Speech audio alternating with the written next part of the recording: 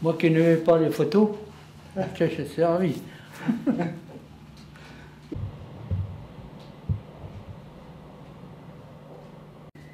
Je suis Alfred Paravi, né le 17 octobre 1920, et j'ai 90 ans.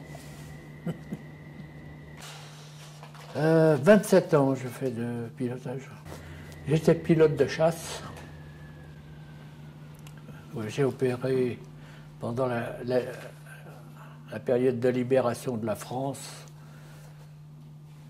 et celle de l'Indochine. Voilà.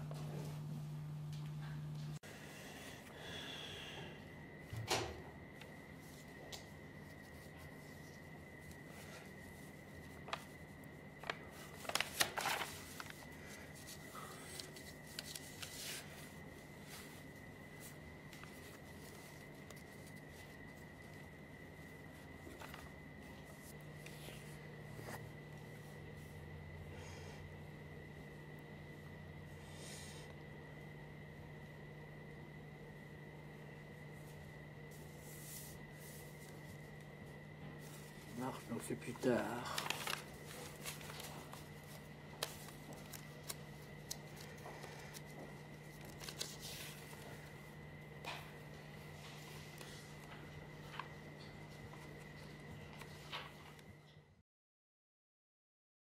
Proposition arme aérienne. Jeune sous-officier pilote joignant beaucoup de fougue et d'enthousiasme, une habileté consommée de pilote, a participé au cours des campagnes de France et d'Allemagne à de très nombreuses missions de bombardement en piqué et de mitraillage au sol, notamment le 5 avril 1945, malgré une flaque très dense qui a endommagé gravement 2 avions de sa patrouille, a détruit 3 trains en pleine voie, une usine et de nombreux wagons. Et ça, c'est le 17 septembre 1945. Le capitaine Depin, commandant le groupe de chasse 1-4. C'était le commandant de groupe.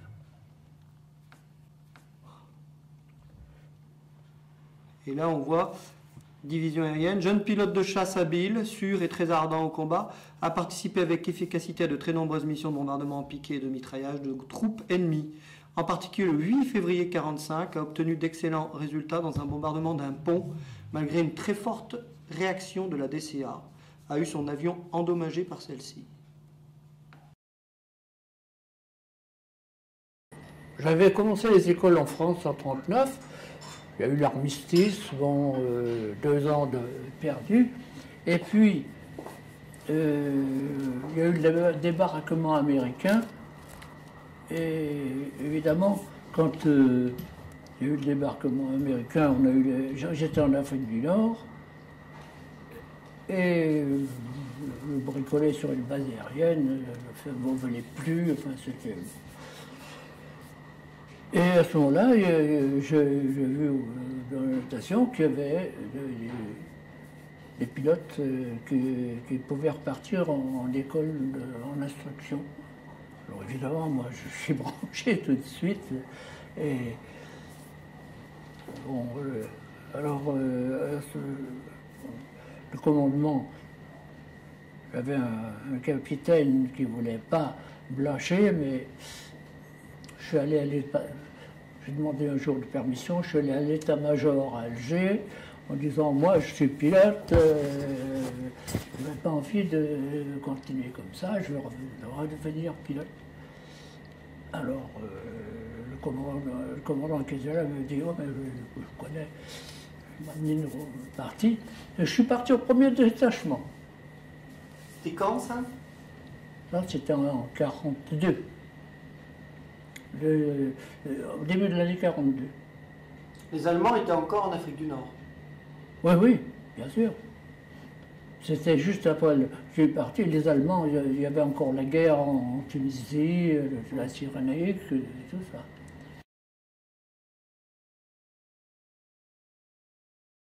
J'avais ça quand je suis arrivé aux États-Unis, alors... voilà. C'est la première page. 14 juin 1942. Jour tant attendu, jour enfin arrivé. Il est 16 heures et rapidement, ordres sont donnés parce que pour que le repas soit avancé de 2 heures. Le gros du détachement a compris et cet état se manifeste par une explosion de joie. Vous allez donc voler.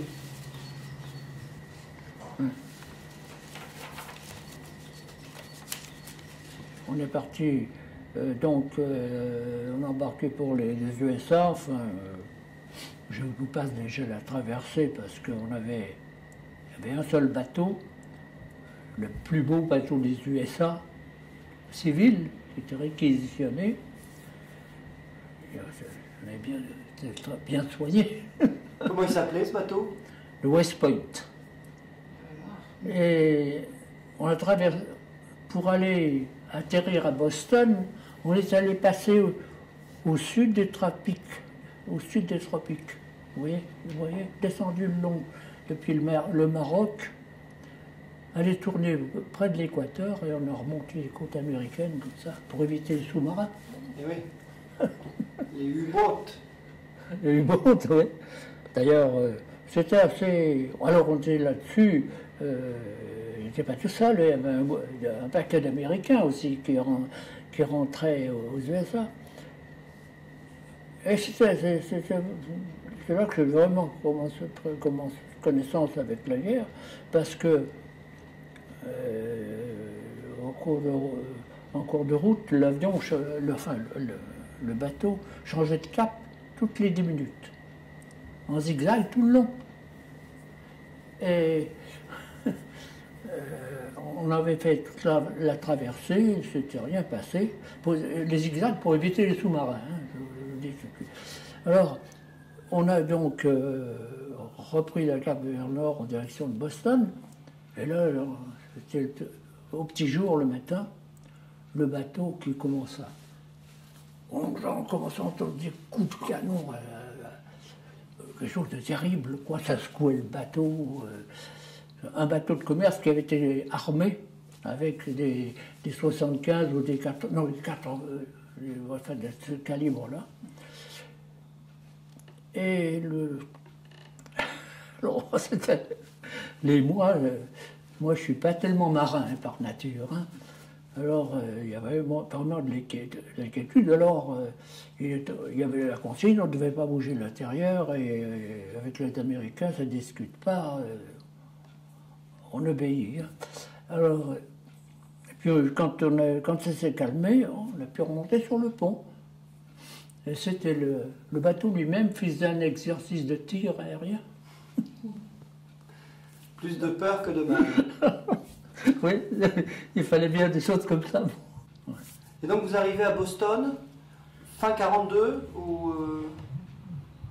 Ah non, on est arrivé à Boston au printemps 42. Printemps 42. Et combien de temps vous restez là-bas? Eh bien, restez aux USA à peu près un an, quoi. Un an? Ouais. Et là, vous avez appris à voler ou à maîtriser des appareils. Vous faisiez quoi là-bas? Ben, j'ai fait 3 écoles en suivant, quoi, la graduation. Alors là, il y avait... On le prenait à l'école de début. Moi, j'avais déjà volé, j'étais à l'aise. Mais il y en avait beaucoup qui étaient comme ça, que j'aimais piloter un avion. Moi, j'avais pas beaucoup, une 50aine d'heures de vol, quoi. Hein. Mais enfin, là, j'étais tout de suite à l'aise, quoi. Et alors, on a fait... Sur quoi? Hein? Quel type d'appareil vous utilisiez? C'est un biplan, le PT-17. C'est le PT-17 post-training 17. Je ne sais pas si j'ai peut-être des photos. Je ne sais pas si vous... Un avion d'entraînement, donc. Oui, ça c'est le BT-13 que j'ai fait après. Bon, je l'ai certainement. Mais il a beaucoup souffert. Il n'y a pas que moi qui l'ai feuilleté, alors... ça voilà notre arrivée aux USA. D'accord. Et on voit l'avion d'entraînement alors sur le fond, c'est lui le PC-17? Oui, c'est l'avion d'entraînement qui est derrière. Vous êtes où sur la photo? Ben, vous devez me reconnaître, en plein à l'extrême gauche. D'accord, ici. Oui. Je suis revenu le premier parce qu'après c'était tous les Américains. Ce qui m'avait surpris, c'est que là, comme on est les Français, on défile en tête. Du fait défiler. Il y avait derrière la troupe pendant je ne sais pas combien d'hommes, et devant, c'était les. Attendez voir comment on appelle. J'ai oublié le nom là. Les filles qui dansent dans la rue là. Les pom-pom girls, les majorettes. Ouais. Les majorettes. Les majorettes qui marchaient devant nous. Immédiatement, c'est les majorettes qui. Alors, vous savez, dans l'armée, on n'avait pas l'habitude de voir ce genre de trucs. Les majorettes. Et alors là-bas, vous allez faire 3 écoles.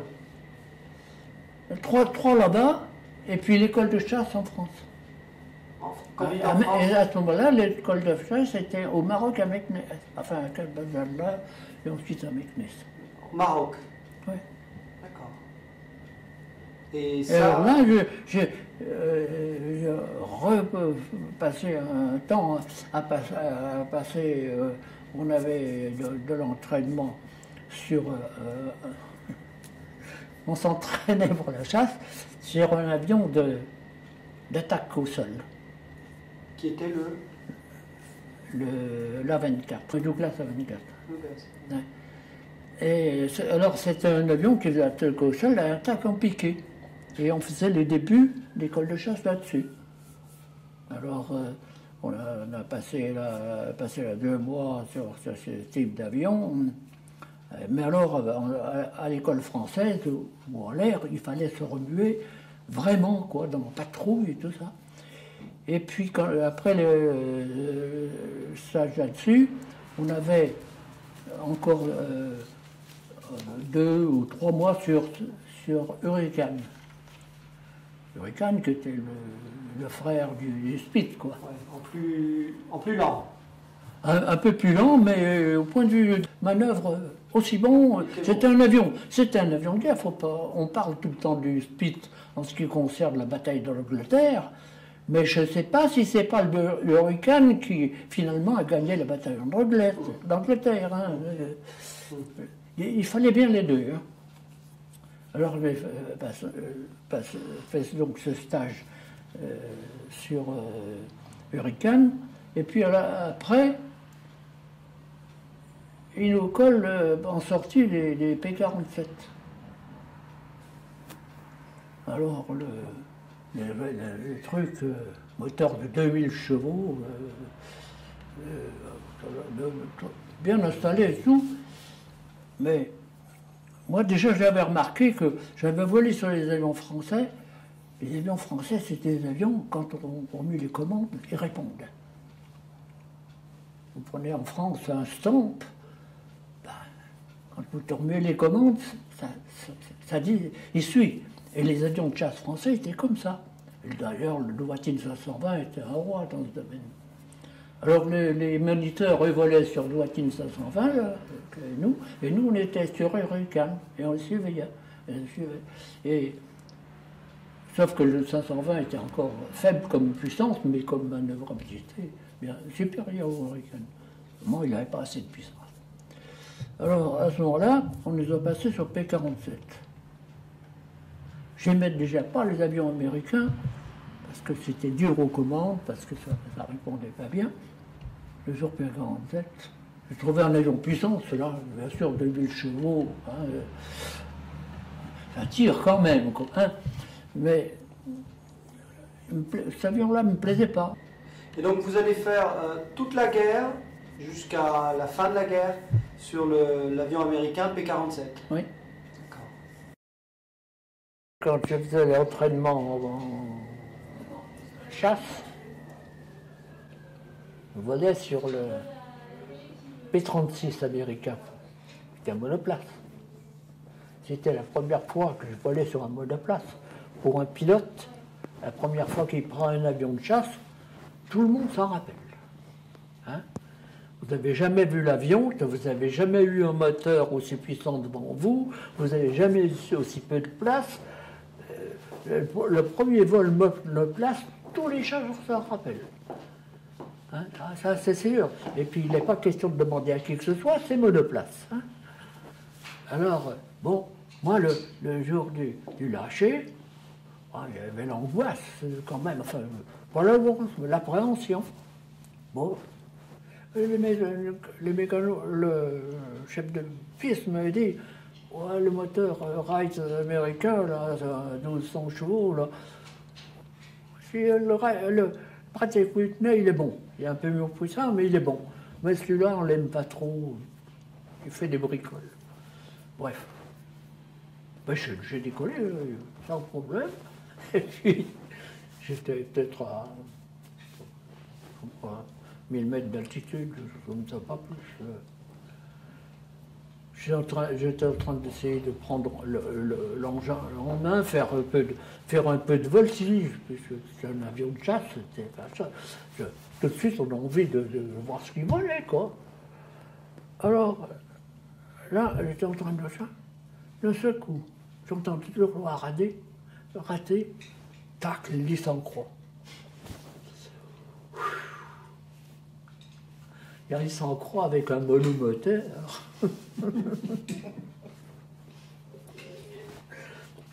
Alors j'avais de l'altitude. J'ai dit, je vais essayer de calculer ma trajectoire pour le retourner au terrain. Mais ça, c'est pas sûr. Et puis j'ai fait ma descente comme ça, et puis ça a été très tangent, parce que j'ai touché bien 20 mètres avant l'endroit où j'aurais dû toucher. Enfin, bon, j'ai touché la piste, ça a roulé, et puis je suis resté bien sûr coincé au milieu de la piste. C'était bon. C'était quand ça? C'est 44. Sur la base de... Oh, c'était au Maroc, ça, à la base de Casbah, là. C'était un terrain militaire qui doit plus exister maintenant, quoi. Alors on faisait une partie de la transformation chasse, là, sur cette base. Et par la suite, après la guerre, vous n'avez plus jamais eu de panne en l'air d'appareil? Si, j'ai eu une panne sur le truc, sur P-47. On était à Friedrichshafen en Allemagne. Ben, le P-47 n'a pas voulu décoller. Le moteur tournait? Hein? L'hélice tournait? Non, c'est-à-dire qu'il n'y avait pas assez de puissance pour le décoller, et puis la piste était courte, relativement courte. Là, alors, c'était un sale temps pour moi, évidemment. Alors, il n'y avait pas d'autre chose à faire que d'essayer de limiter les dégâts. Je suis allé me vomir. Je suis allé me vomir au bout de la piste. Ouais.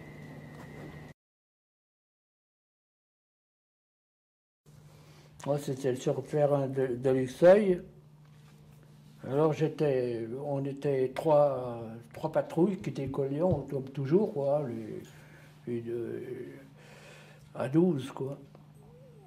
On partait, je ne sais pas sur quel coin d'Allemagne, enfin, petit matin. Alors, on décolle, moi j'étais dans la première patrouille, on décolle, et puis d'un seul coup, dans le décollage, j'entends une explosion énorme. Je regarde à droite, j'avais plus d'ailes. Plus d'ailes? L'aile coupée? Et alors tout le cockpit devant, je voyais des trous partout, et moi j'avais rien. Alors, bon, de toute façon, alors, attention, on était la première patrouille. Derrière, les autres qui étaient déjà lancés dans le décollage. Vous voyez un peu. Oui. Je vous interromps parce qu'il y a une lumière qui me dérange. Est-ce qu'on peut... Alors, expliquez-moi, qu'est-ce qui est arrivé? Oui, bien. Alors, durant le décollage, j'entends cette explosion. Et puis, j'ai dit, bon, On reprend au départ. Donc vous étiez à Luxeuil, vous partez en mission. Donc, partez en mission, oui. Et vous décollez Au cours du... Recommencez depuis tout début. Racontez-moi l'histoire, je ne connais pas. Donc racontez-moi dès le départ. Oui, bon, vous imaginez, enfin, j'imagine, on va prendre, on était 12 avions. Moi, je faisais partie de la première patrouille. Donc, j'étais avant du dispositif. Et on s'alignait pour le décollage. Et alors, il y avait un avion qui avait décollé devant moi, et moi j'étais en seconde position. Alors, j'ai entendu une grosse explosion côté droit, et il n'y avait plus de... D'ailleurs, c'est mentionné dans le livre de bord, ça. Alors, j'avais plus d'aile. Bon, il fallait bien que je fasse quelque chose. Alors j'ai essayé de tirer l'avion sur le côté parce que les autres décollaient. Sinon, ça allait... Alors, j'ai réussi à sortir l'avion de la piste qui était sur l'herbe, mais comme le train d'atterrissage les tuyauteries avaient été sectionnées, le train d'atterrissage a rentré tout seul, et l'avion s'est retrouvé sur le ventre. Là, j'ai dit... alors, non seulement ça, pendant que la chose s'est produite, l'avion a pris feu. Alors, je suis sorti en vitesse du cockpit pour...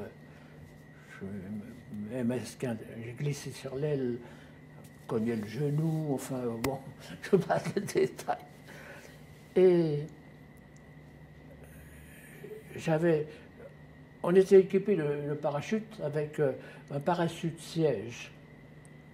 Et quand on sort de l'avion, on part avec le parachute, il ne reste pas dans l'avion. Enfin, ça ne se fait plus maintenant, enfin, c'était comme ça. Et je suis sorti comme ça, le truc de siège me tapant dans les jambes. Et puis, comme ça brûlait, je me disais, bon, il reste tout le reste. C'était une des bombes qui était là. Mais de chaque côté, on avait un paquet où il y avait 8 bombes. C'était des bombes antipersonnelles qui étaient là, qui font des voltigés d'éclat. Alors, moi, il me tardait de m'éloigner de l'avion parce que le compte était fait, sinon. Alors, je suis parti en courant en direction du campement à travers sur le terrain d'aviation. Et puis, j'ai peut-être fait 200 mètres. Oh, ouais, ouais. Est-ce que cette espèce d'idiot ne se met pas à tirer? Mais oui, il y a de la chaleur. Il y a une mitrailleuse qui s'est mise en route.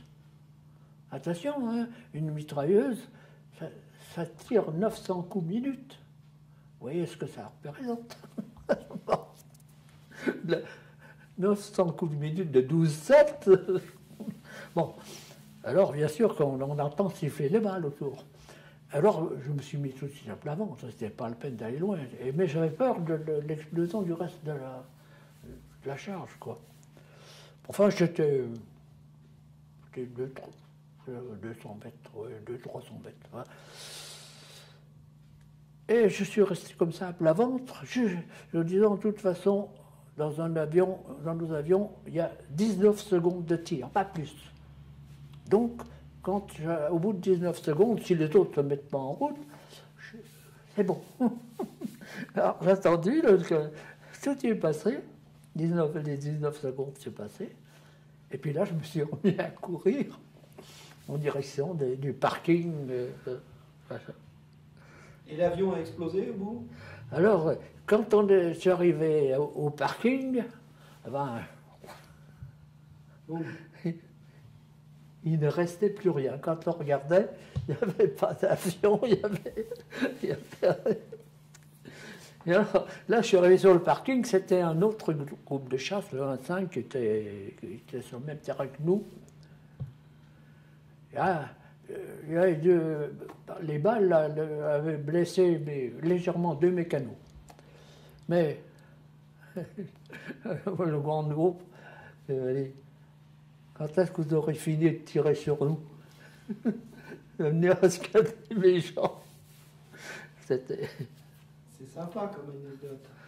Et pourquoi l'aile s'était coupée? Il y avait eu une explosion? Pourquoi l'aile Il y a eu une bombe qui est tombée.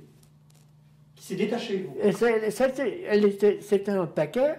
Elles étaient coutumières de ces choses. Les clusters, on les aimait pas, on savait. Il y avait des gros paquets qui étaient sanglés par des lacs de métal. Mais quelquefois, avec les, faut se mettre dans les trucs dans l'époque, les pistes, c'était des grillages installés sur le sol. Pour éviter les enlisements, les pistes étaient construites par du grillage. Et on décollait là-dessus. Ça secouait toujours. Pour ça aussi. Alors, à force de secousse, eh bien, il y a eu une des clusters qui était là, qui, le cluster, ça devait faire une trentaine de kilos, à peu près, quoi. Et alors, la chose est suivante. La bombe est installée dans le paquet et tout se passe bien tant qu'elle ne bouge pas. Parce que devant, dans une bombe, devant, il y a une hélice. L'hélice en question, elle sert à amorcer la bombe. Tant que l'hélice n'a pas tourné, la bombe, elle peut tomber, il ne se passe rien. Mais là, le manque de chance, c'est que la bombe a reculé avec le vitesse du vent.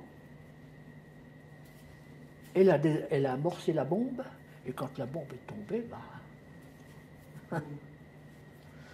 Plus d'elle. Et vous étiez à combien de mètres du sol à ce moment-là, au moment du décollage? J'étais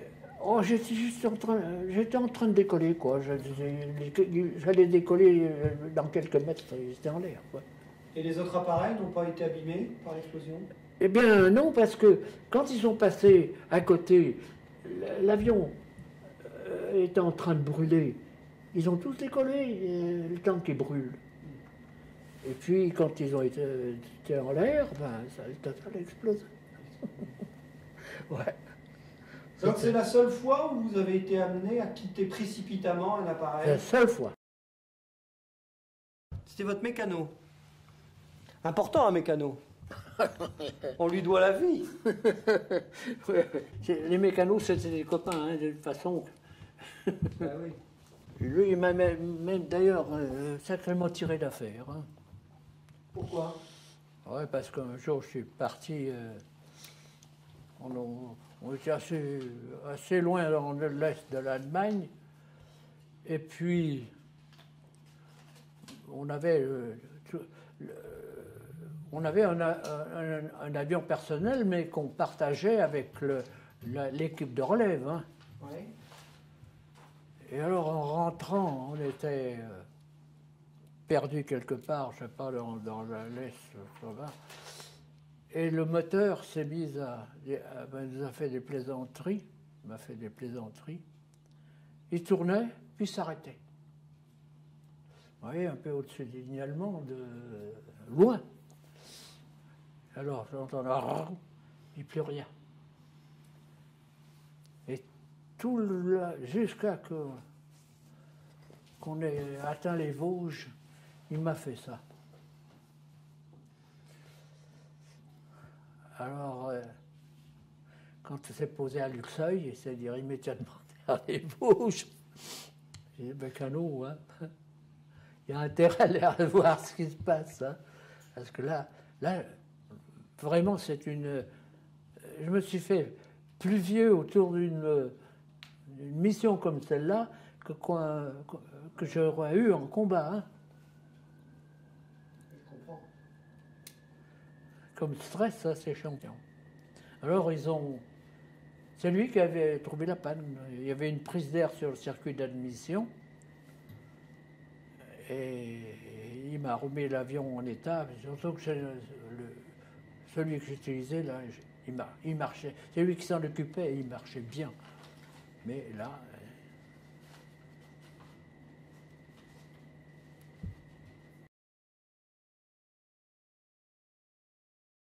Pâques 1945. Le jour de fête qui est un jour comme les autres pour nous.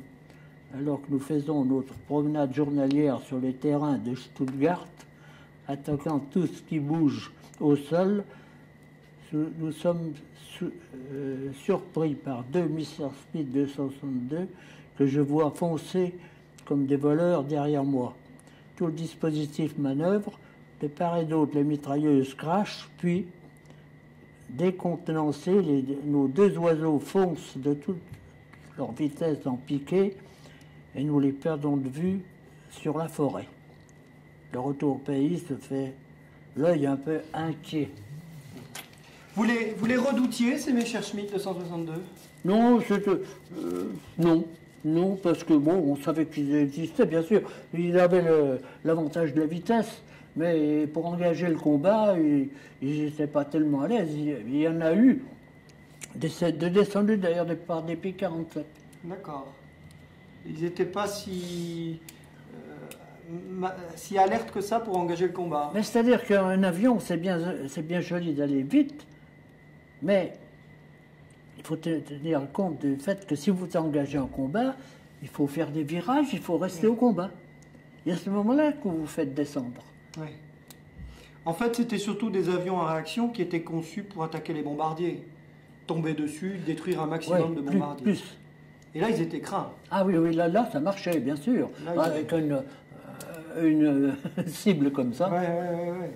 Je sais que c'était la terreur quand même, hein, ces avions-là. Bien sûr, oui, bien sûr. Parce qu'ils pouvaient passer, attaquer et tirer les bombardiers, et comme les autres n'allaient pas assez vite, ils ne se faisaient pas descendre.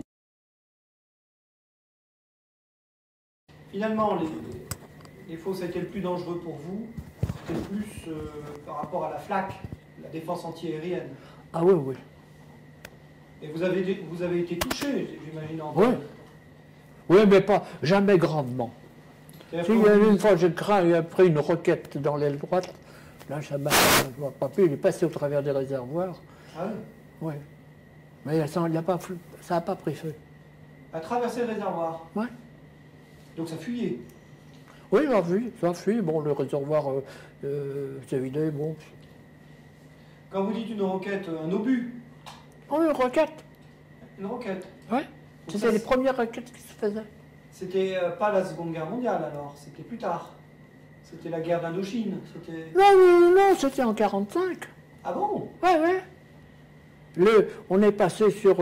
C'était vers Stuttgart, pas vers Fribourg, à peu près dans le nord-est de Fribourg. Et on était allé canarder un peu les troupes, harceler les troupes allemandes là, qui étaient déjà le repli. Et puis au cours de retour, on était toujours à basse altitude. Hein. D'un seul coup, on a pris une bordée de roquettes qui étaient tirées en salve, un petit peu comme les salves russes là. Et j'en ai pris une. C'était tiré par quoi ces roquettes? Par des canons? Par des Non, camions? c'était une roquette, c'était autopropulsif, ça, une fusée. Mais il y avait quoi qui le lançait? C'était des troupes au sol? Oui. C'était... Des groupes au sol un petit peu qui allument. Si vous allumez une fusée, elle fout le camp. D'accord. Bon. Mais c'est ça. Alors là, ils étaient par salve. J'en avais entendu parler, mais je disais, bon, tu sais, il reste ce côté un peu anodin. Je comprends que les armées se moquent l'une de l'autre. Ça fait partie des règles en guerre. Hein. Quand aller vexer l'autre, c'est une bonne guerre, disons. J'imagine que quand ils ont reçu des bonbons bois, ils ont dû être vexés, quoi. Bon, voilà. Oui. Surtout les Allemands. Quand les Américains, c'est encore... Américains, c'est the best in the world, alors peut-être bien aussi. Les armes de guerre sont multiples.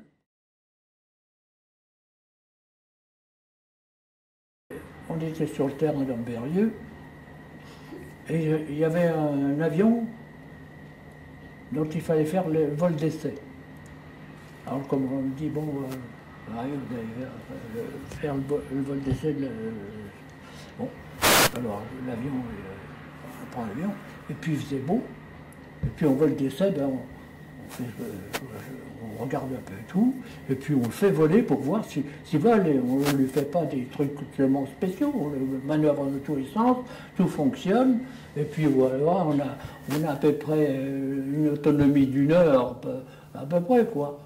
Alors que j'étais en Berrieux, et puis dès que j'étais en l'air, j'apercevais le lac du Bourget. Oh, il n'y a rien. Il y avait 2 ans et demi que j'avais, 3 ans que j'avais pas vu mes parents, j'avais pas vu le coin. Et alors, de ce fait, je suis allé là-bas, je dis je vais juste leur faire un passage. C'était la guerre, je ne me suis pas rendu compte que c'était un dimanche. Et alors, je fais un demi-tour et je fais un passage très bas sur le coin. Et puis, je suis remonté en faisant 2 ou 3 tonneaux, puis je suis parti. Pour moi, c'était vraiment un truc banal, mais histoire. J'ai piqué sur la maison, le plus bas possible, et puis je suis reparti, et je suis parti. Je ne sais plus. Et puis après, j'ai eu des échos. J'ai pas pensé, c'était un dimanche matin, tous les gens sortaient de la messe.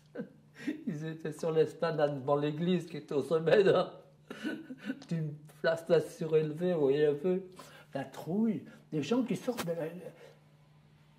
Ils venaient juste de sortir de la guerre, voir passer un avion à basse altitude comme ça, ils ne voyaient pas. Donc ça a déclenché un scandale. Un scandale. Vous étiez pilotier quoi? Hein? C'était quoi comme avion? P-47. D'accord. Alors oui, voir un avion de cette puissance, c'est qu'ils n'avaient pas l'habitude non plus de voir des avions à vitesse comme ça, et la puissance et le bruit qu'il y avait avec, ça, je comprends que ça y est. Pour corser la chose, je dirais, il y avait un chien à la maison, il a disparu pendant 1 semaine. Et votre famille, vous avez vu passer votre famille? Oui, ils m'ont vu passer, mais ils se sont dit que... C'est qui ce fou? Ils ont dû se dire que c'est ce dingue qui vient de passer, là. Voilà. Et c'était vous? Il faut faire les 400 coups. D'accord. C'est ça, alors c'est celui qui... Après, quand j'ai revu les gens après, il dit « Ouais, frère, tu l'as foutu une trouille. » Ben oui. Et après la guerre, vous êtes affecté sur quel... vous restez toujours dans l'armée? Oui. D'accord. Et vous restez encore quelques temps sur P-47? Non, oui, alors après la guerre, j'ai eu j'étais quelqu'un qui était toujours en surmenage. Alors, quand les autres allaient se reposer, moi je trouvais d'autres choses à faire, je ne dormais pas. J'allais fouiner quelque chose, ça se passait comme ça. C'était une ânerie, mais enfin, j'ai été comme ça tout le temps. Alors, à ce moment-là, à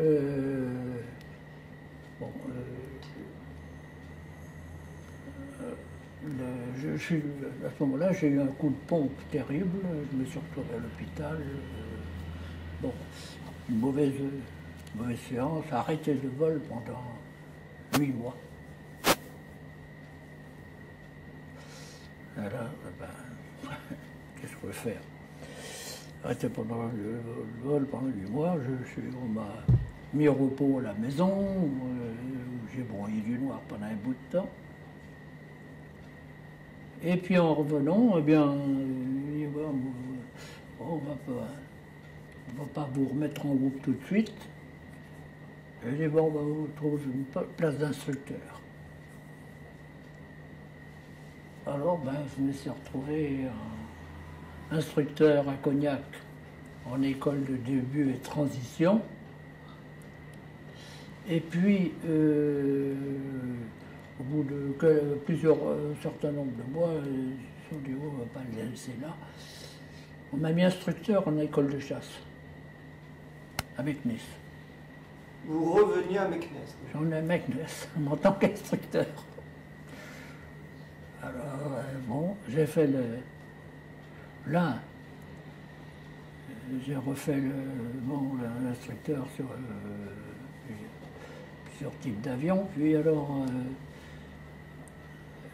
finalement, j'étais là-bas et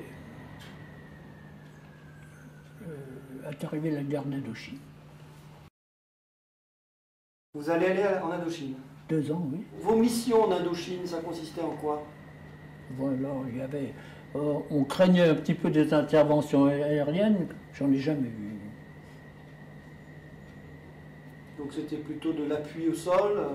C'était de l'appui au sol, c'était d'aller détruire des positions du Viet,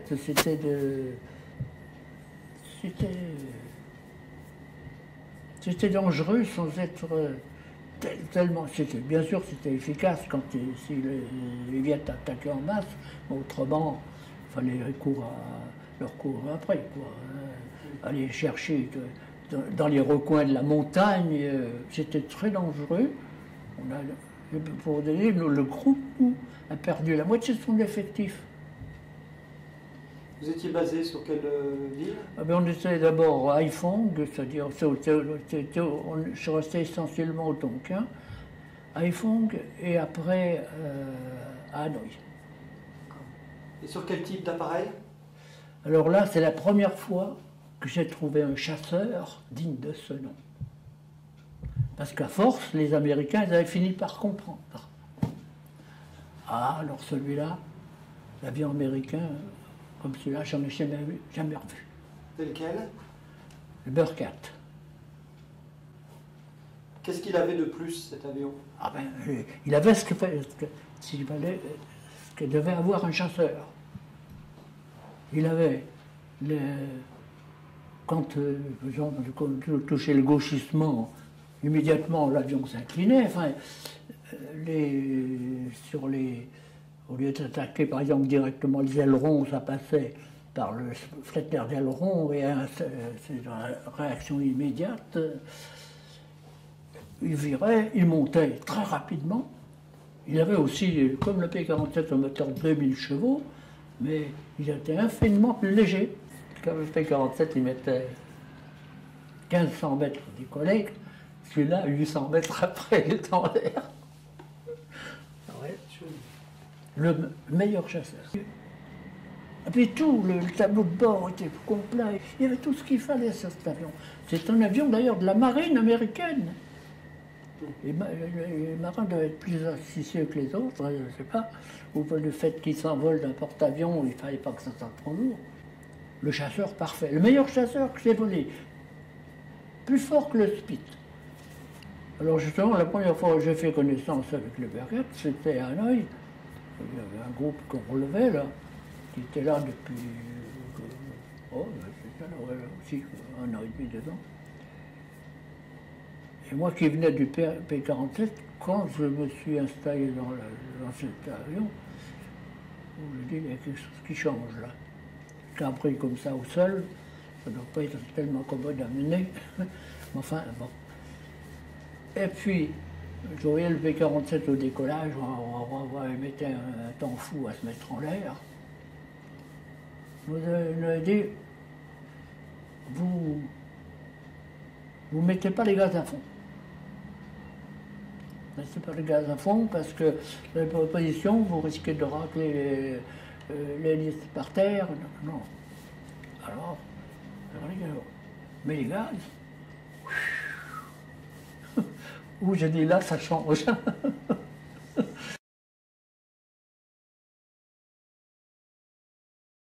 Voilà, je présente le drapeau et le général de Gaulle est en face. Et c'était quelle base? Mont-de-Marsan, centre d'expérimentation. Et alors après l'Indochine, vous n'êtes plus instructeur, vous êtes pilote d'essai, on peut dire. Pendant que j'étais instructeur en école de chasse, j'avais été choisi pour aller à Mont-de-Marsan, à la base d'expérimentation, pour aller expérimenter le Morane 475, qui était une espèce de petit chasseur, mais qui servait à l'école de chasse, qui était équipé avec le moteur du Dewattin 520, c'était un peu un Dewattin 520, mais en avion de chasse. Alors j'avais été pris pour ça, pour aller faire l'expérimentation au centre d'expérimentation de Mont-de-Marsan. Et je suis resté là-bas pour être 2 ans, quoi.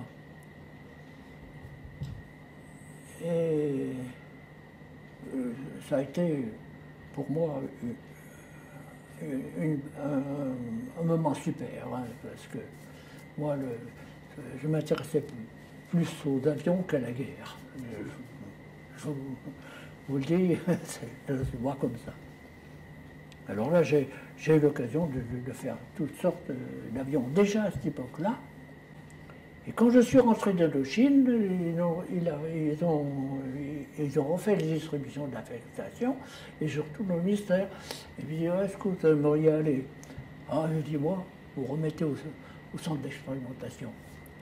Ah,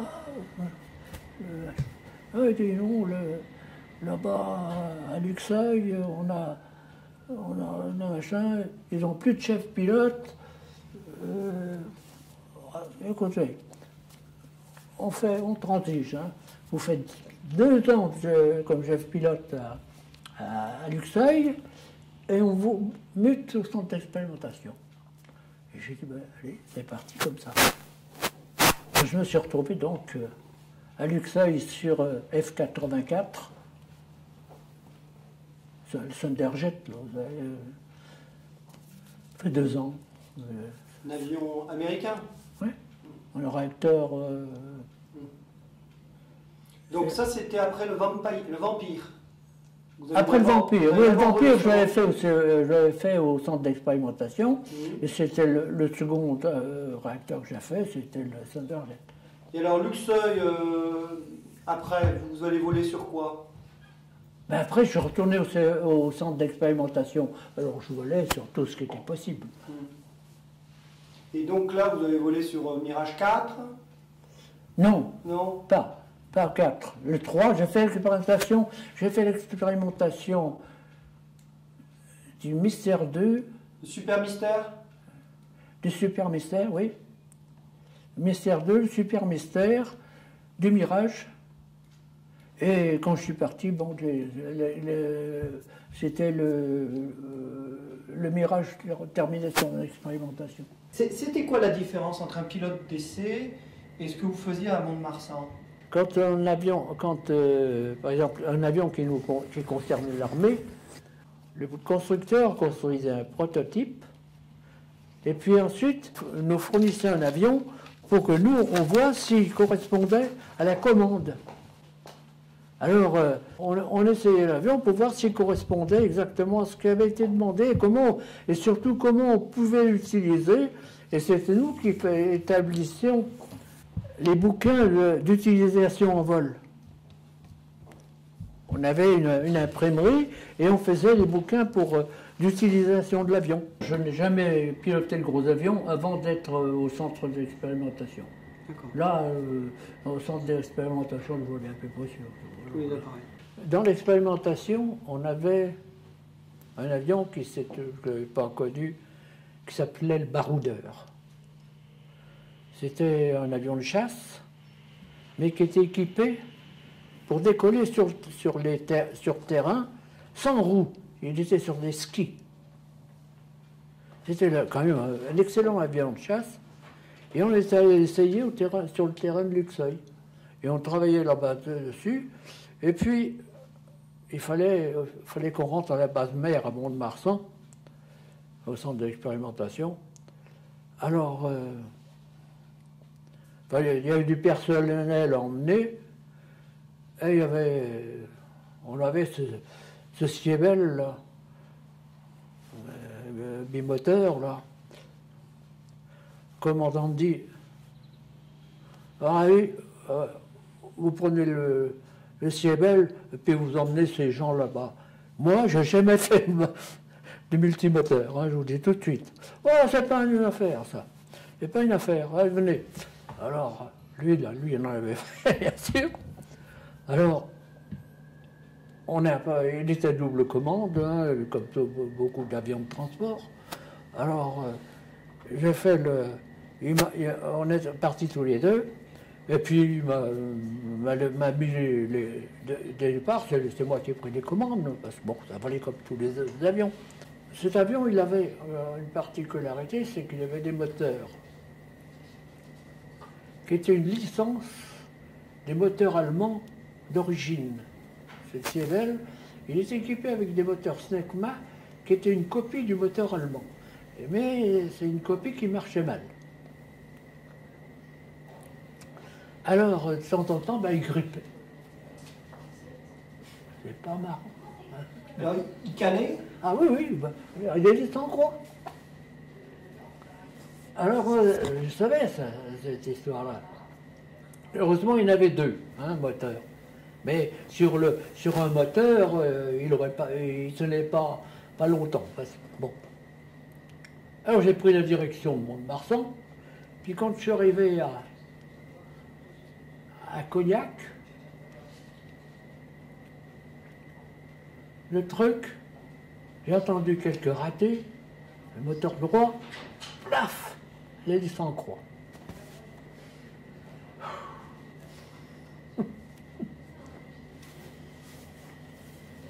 Alors je me méfiais de lui, j'en ai entendu parler, je dis je vais voter le plus haut possible.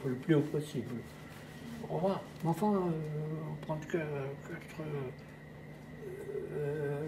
4000 mètres, ou en 4000 mètres, on ne sait jamais. Eh bien, m'en a pris, bien sûr.